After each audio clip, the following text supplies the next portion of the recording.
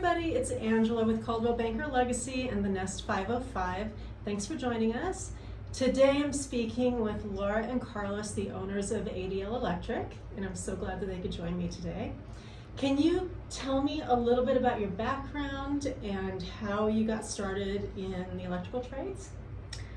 Yes, so we started out as a small family-owned business here in Albuquerque. We've been in business for about 3 years. And Carlos has been in the trade for about almost 20 years. 20 years. Yes. Wow, that's a long time. Yes. Yeah, so the way I started out was, well, I like to work with my hands. I have been since I was little. My dad's always had his own construction company. So growing up, my uncles got into the electrical field and I decided to follow their steps, and I loved it ever since. I love turning the lights on. What inspired you to start your own company? Well, we wanted to build a better future for ourselves and for our children. We kind of got tired of our 9-to-5s and decided to take a leap of faith and Now start you have our own company. 24/7s. No, we work 24/7, Yes, all day, every day. So, but yeah, I loved it. I love the freedom of being on myself and having to work that extra hard just for myself and the family, and that's what I really loved about it. So what sets your company apart? Well, we care about the work we do. We respect people's homes. We treat everybody's homes like it's ours. I think that really sets us apart and adds a little personal touch. Also, we're bilingual, so we get to help Hispanic people and everybody in Albuquerque. Oh, wonderful. Yes. Yeah, you know, I think it's a challenge for a lot of people who are Spanish speaking only to find vendors that can work with them. Yes, Yes, so definitely. it's a good thing. That's Yes, great. plus. Yes. Okay, and what is your favorite part about working with Albuquerque homeowners? We love the people. I mean, the folks Yes, here in nice. Albuquerque are great. They really value great work, and we like to put that out. We relate to them so much because, of course, we're Yes. local. And I mean, I just love when a customer says, I mean, wow, like I didn't really understand that I really needed something like that to get done in our home. I love putting a smile on customer's face. That's pretty nice. Yes. That's great. So what are some of the most common electrical issues you see in homes around Albuquerque? Especially like I guess you would say like the older part of Albuquerque, you have those like older homes, so you see like a lot of bathrooms with non-GFIs that are close to the sink, a lot of flickering lights, outdated panels. A lot of aluminum wiring too, which is no longer used. So we see that a lot. Old receptacles, you know what I mean, no grounding. But yeah, those are kind of the major things that I see a lot here in Albuquerque. Yeah, we live in an older home near Old Town, and like it's a hodgepodge of, Yes, of correct. everything. Yes, especially around that area. Yeah, it's like the museum of electricity.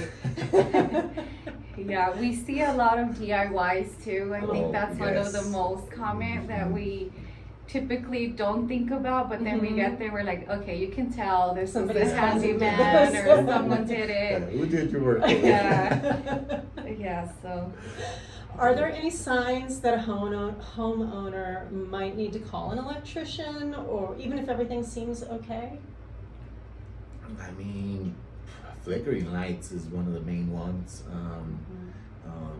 Even when you like plug stuff into an outlet, you know what I mean? Like if you hear some flickering inside, that might be some loose wiring inside. What else? Burning smells. Little If you burning like smells. smell Yeah. anything Yeah. that's kind of burning. Yeah, When you might plug as- something in or around your panel, that's definitely something to watch out for. Correct. Okay. Yes. Yeah. Okay. And what should buyers look for during a home tour or inspection that might signal an outdated or unsafe wiring? I mean, like I said, I would probably look at your outlets, look what kind of lights you have, especially look at your electrical panel and see how that is. I mean, if it's a very old panel, like there's a brand called General Pacific, and That's no longer. they're no longer made, so that's why they kind of get rid of them, because pretty.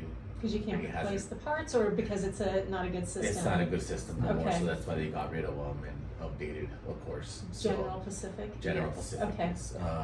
Also, if you see the panel, if it's too crowded or it just looks full, Mhm. that might not be something good, because with the high demand right now for newer appliances like air conditioner, Mhm. electric vehicles, you got all these new things that are coming into place now, and just older panels just don't have the capacity Right. for those things to run. Okay. So I mean, if you're a person drives a Tesla and you see a panel and the panel's full, you may need an electric vehicle charger in your home, so that would be Right. something to look out Okay. for. Very true. Yeah.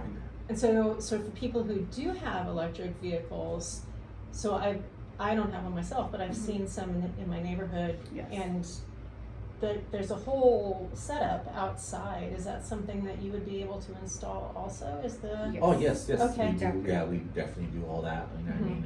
But yeah, but that's what we definitely look at when we do stuff like that. Is we look at Mhm. your electrical panel, make sure you have enough capacity to do what you want to do. Because Mhm. of course they take up quite That's a a bit lot of of juice. juice. Yeah, Yes. Yeah. So yeah, but it's stuff like that you want to look at when you want to buy a home. Okay. So All right, there's things to consider. Yes. Okay.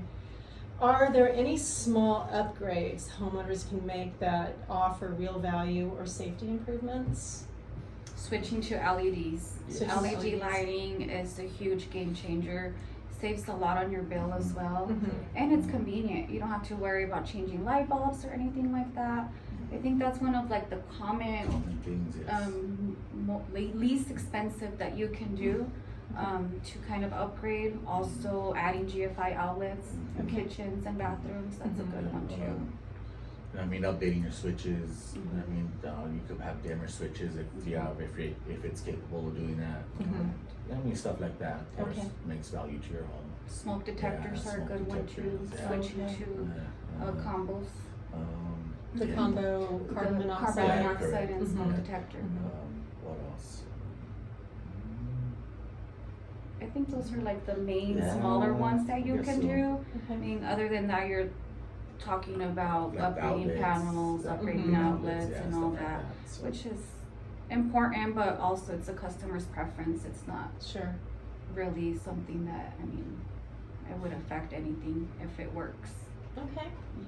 And what is the easiest way, we talked about the LED lights, but the Mhm. easiest way for people to make their homes more energy efficient from an electrical standpoint? Easiest way. Power strips, Um, is that even a good idea? Mm. Because I It depends. really don't but- plug all your outlets Yeah. into the wall, but then people get a power strip and plug 50 things into the power Exactly. strip. Yeah, that's not safe. Oh yeah, that's not safe. But I was just gonna say, like, it just depends what you're plugging into it, I guess you Uh-huh. could say. But I mean, other than like changing out your LEDs and stuff like that, I mean, that's probably like the easiest. Yeah, I mean, there's a lot you can do. You can do smart switching, you can do cameras, you can do dimmers that automatically dim when you can control them from your phone. It just depends how How smart tech you want savvy your Yeah, you house. are, exactly, yeah, and how exactly, smart exactly. you want it to be. Correct. So I guess that would be more like of a customer preference as well. Okay. So, And So because I live in an old house and we haven't done any smart technology in our house because Uh-huh. we're, you know, yes. old fashioned.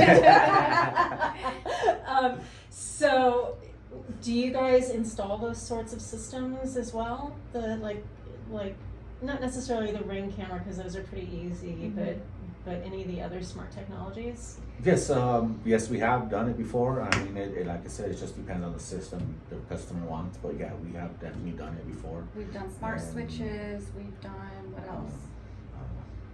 That's pretty much. what Well, we've yeah, done. it's almost mostly all on like the lighting switching that a lot of people do just because they want to control it off their phone, of course. Okay.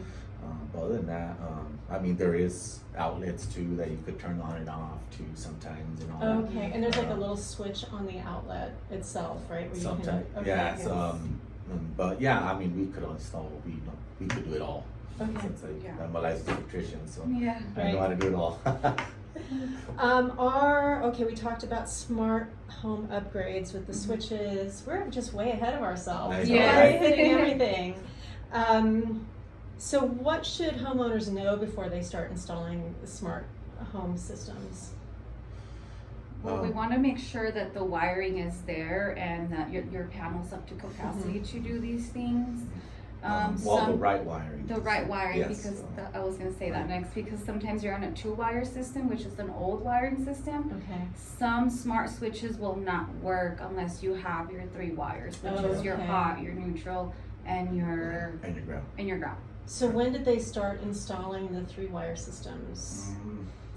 Well, I guess I can't know exactly what year, but yeah, that was a long time ago. Okay. But, Would you say at least 20 years?